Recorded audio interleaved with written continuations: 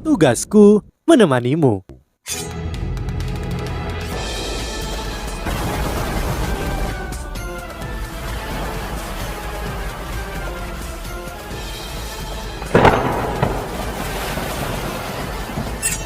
Hai sahabat Pasuk, kembali lagi bersama alur cerita versi novel Solen 2 Sekte Tang yang tak tertandingi. Jangan lupa like, subscribe, dan nyalakan tanda lonceng. Mari kita lanjutkan. Kaisar mata jahat sekarang benar-benar liputi ketakutan. Dia panik, namun dia dipenuhi amarah. Mengapa? Mengapa yang terjadi? Bukankah dia benar-benar meninggalkan lautan spiritualnya? Mengapa dia tampaknya memiliki kendali atas lautan spiritualnya pada saat seperti ini? Mengapa? Mengapa semua yang terjadi? Tidak ada yang bisa menjawab pertanyaannya, dan satu-satunya hal yang bisa dia rasakan pada saat seperti ini adalah amarah di benaknya. Kesedihan muncul setelah amarah dan semua histeria tampak menghilang dalam sekejap. Lautan spiritual merah gelap menetap, tetapi dipenuhi dengan kesedihan tak terbatas. Tentakel panjang milik Kaisar Mata Jahat dengan perlahan bergetar lemah ketika itu tertatih-tatih lemah, seolah-olah mereka sedang menangis seperti anak-anak. Semua menetap di dalam lautan spiritual Wu Yu Hao. Tetapi setitik cahaya keemasan muncul di tengah warna merah gelap. Kebahagiaan datang setelah kesedihan. Ya, itu adalah sukacita tanpa akhir. Namun kebahagiaan ini bukan milik Kaisar Mata Jahat, melainkan milik Wu Yu Hao. Itu adalah semacam kebahagiaan yang datang dari lubuk hatinya, jenis yang sangat menular. Inti jiwa spiritual Wu Yu Hao mulai berputar dengan kecepatan yang belum pernah terjadi sebelumnya. Di tengah semua kebahagiaan itu, dan undulasi spiritual pada segera memungkinkan inti jiwa spiritualnya memancarkan cahaya keemasan yang menyinari seluruh lautan spiritualnya. Warna merah gelap diganti dengan warna emas kemerahan yang menarik. Takut.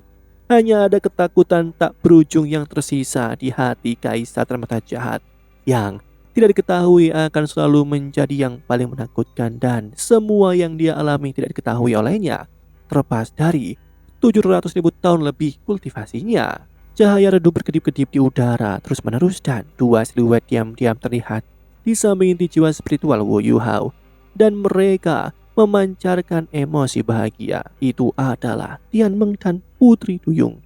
Mereka memancarkan undulasi spiritual yang lembut, dan mata mereka penuh dengan penghinaan ketika mereka menatap Kaisar Tiran Mata Jahat. Sinar es yang kuat tiba-tiba melonjak ke lautan spiritual Wu Yu Hao tanpa peringatan. Tepat pada saat ini, segala sesuatu yang disentuh balok es itu membeku, dan balok es ini membeku hampir di seluruh lautan merah yang gelap. Bahkan asal spiritual Kaisar Mata Jahat telah dibekukan. Seorang tokoh cantik muncul diam-diam di dalam lautan spiritual Wu Yu Hao. Pita putih menjebak asal-usul spiritual Kaisar Mata Jahat, dan wajahnya mengalir dengan senyum tipis ketika kabut es yang membekukan semua yang ada di tempatnya. Permaisuri Salju. Permaisuri Salju telah lama menahan diri, dan dia akhirnya bergerak. Kaisar Mata Jahat bahkan tidak tahu bahwa Permaisuri Salju tidak ada di dalam tubuh Wu Yu Hao.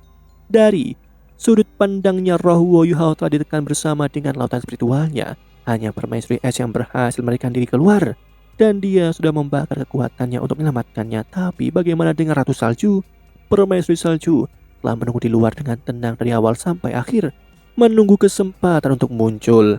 Kaisar Mata Jahat tidak bisa melihatnya. Permaisuri Salju berada di luar gua, sementara aura tamu utama menyembunyikannya, dan dia tidak mengungkapkan auranya sama sekali. Tetapi pada saat ini dia kembali. Mata Jahat, kau harusnya bisa melihat hasilnya sebagai hal yang telah berkembang sampai sekarang. Aku harus berterima kasih karena telah memberikan semua yang kamu miliki ke lautan spiritualku. Jika bukan karena itu, aku mungkin akan membutuhkan setidaknya 10 tahun untuk meningkatkan lautan spiritualku ke ukuran yang dapat mempertahankan fusi inti jiwa ketigaku. Karena itu, aku harus berterima kasih. Suara Wu Yu Hao akhirnya muncul kembali setelah diam begitu lama. Suaranya lembut dan tenang, dan dia tidak menunjukkan emosi sama sekali. Kau, ini semua bagian dari rencanamu.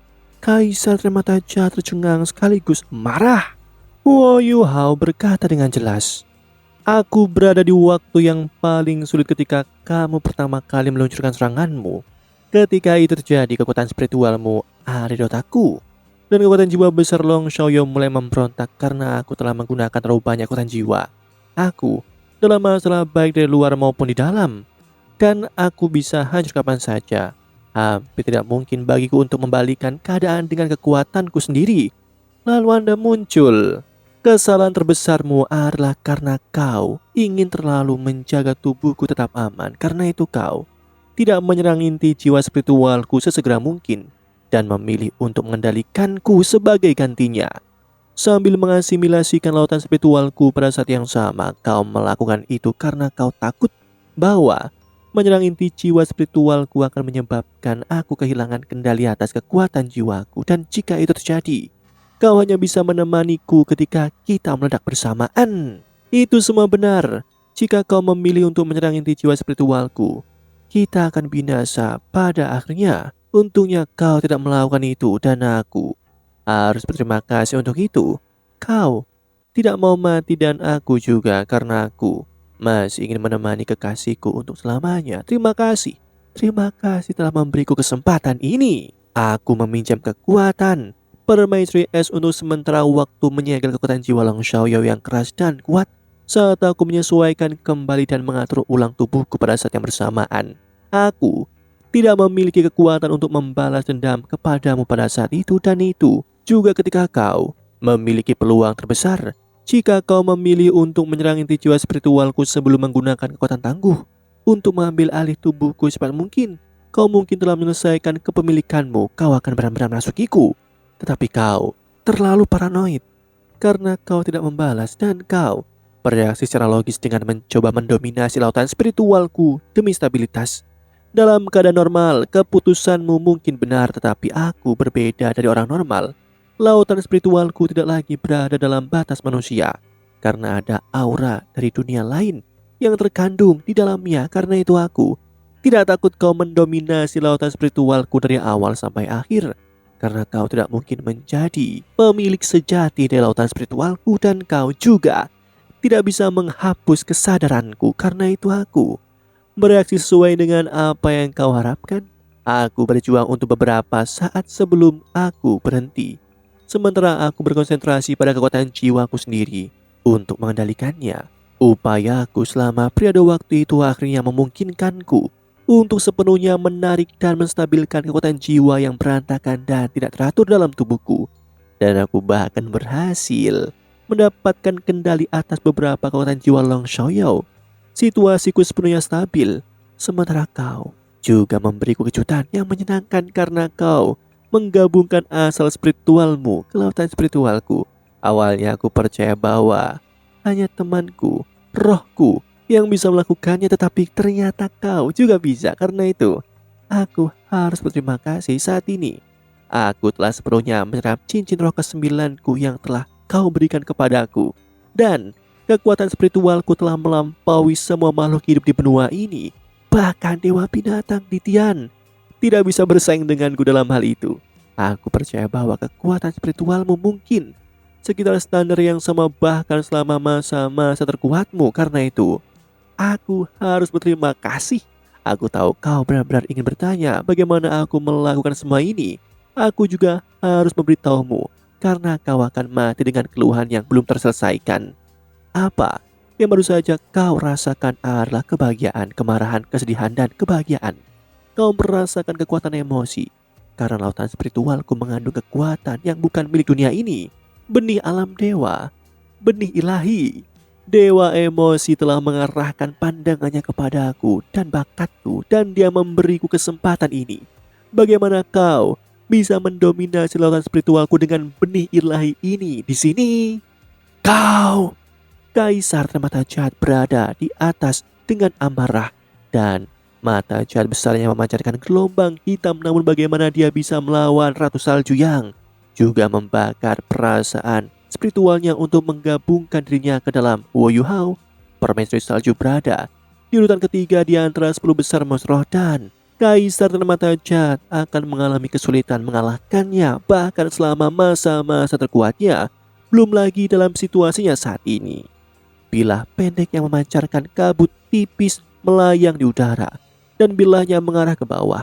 Cahaya pedang biru es menunjuk tepat ke mata besar yang diproyeksikan di langit.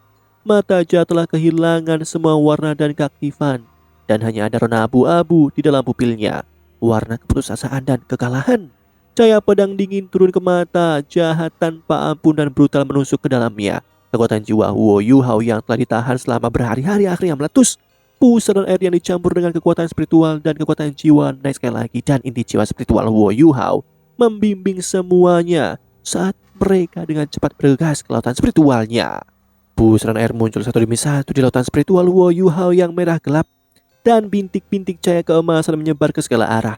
Kebahagiaan, kemarahan, kesedihan, dan kebahagiaan beralih di antara satu sama lain dan menekan kekuatan spiritual dari Kaisar Mata Jahat ke titik bahwa ia tidak bisa mengendalikan kekuatan spiritualnya sendiri secara efektif lagi.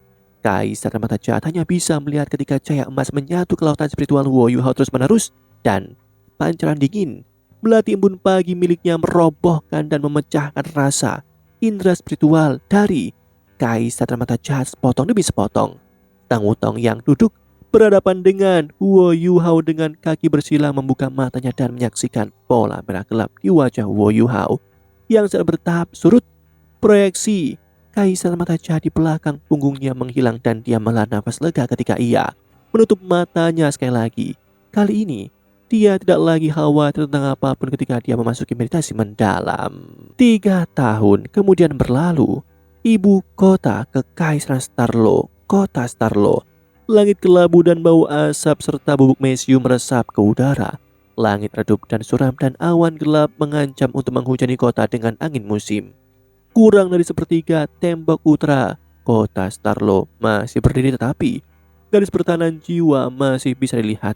3 sisi lainnya memiliki pengaturan yang sama seperti alat jiwa menyerupai hutan logam saat mereka melindungi kota. Namun ada hutan logam lebih besar dan lebih padat di luar yang satu ini.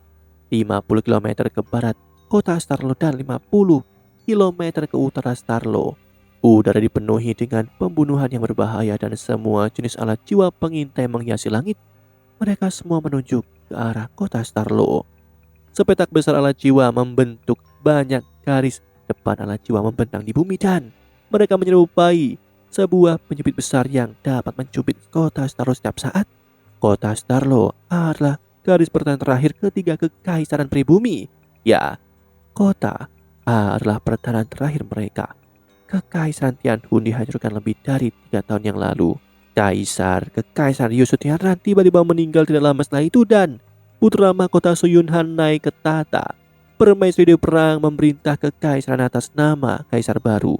Benua menyambut masa damai yang bahkan tidak bertahan setahun. Ketika semua orang percaya bahwa kekaisaran Ryu telah turun ke kekacauan, ke titik bahwa perang akan tertunda selama beberapa tahun lagi, pasukan besar kekaisaran Ryu meluncurkan invasi lain. Tanpa peringatan lebih dari 2 tahun yang lalu, kekaisaran Ryu telah mengerahkan 8 legiun seluruh jiwa yang diam-diam mengikuti perbatasan utara kekaisaran Tianhun menuju timur, dan akhirnya menerobos perbatasan utara kekaisaran Doling. Mereka menyergap kekaisaran Doling begitu cepat sehingga mereka bahkan tidak bisa bereaksi. Legiun seluruh jiwa yang tak terkalahkan telah digunakan, tetapi 18 hari untuk berjuang di luar gerbang kota Doling. Kota Doling rusak sebelum bala bantuan kota Shrek tiba. Su Lingxun mengambil pasukan yang tersisa dan mereka diri dan bertemu dengan pasukan seluruh jiwa kota Shrek saat mereka mundur terus-menerus setelah kekalahan yang konsisten. Permaisuri perang Jushi secara pribadi memimpin 7 legiun seluruh jiwa lainnya dan 400.000 pasukan kekaisaran Ryu menuju pegunungan Mingdo yang berada di perbatasan barat kekaisaran Starlo. Kekaisaran Ryu melepaskan pemboman besar-besaran terhadap pegunungan Mingdo yang berlangsung selama 10 hari dan memaksa kekaisaran Starlo untuk memobilisasi pasukan utama mereka menuju wilayah barat untuk mempertahankan diri sehingga mereka tidak bisa memperkuat kekaisaran Doling. Demikianlah kisah untuk kali ini. Sahabat Pasuk, jangan sedih, jangan bimbang, apalagi galau, karena aku kan selalu menemanimu.